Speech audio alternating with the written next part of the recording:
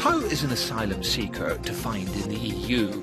Asylum seekers are people who leave their own country for reasons such as persecution or torture on account of their race, religion or nationality. The EU Charter of Fundamental Rights obliges member states to protect people in need.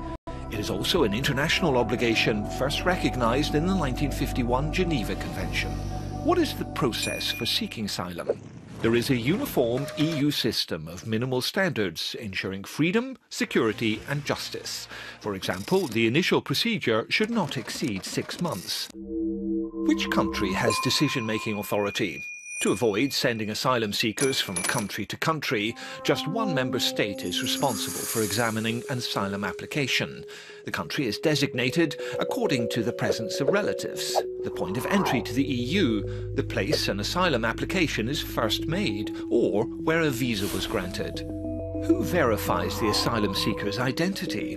This is the responsibility of national authorities in charge of security and the asylum process, with the support of European agencies where necessary. What are their rights? In Europe, asylum seekers benefit from basic living conditions such as clothing, housing and food, medical and psychological care, education for children, full respect of fundamental rights. They are obliged to have their fingerprints taken, which are stored on a database called Eurodac. How is the application processed?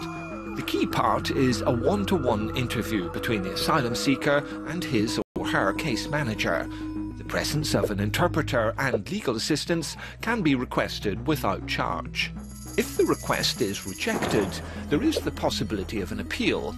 But if the decision is upheld, the applicant may be required to return to their country of origin or transit.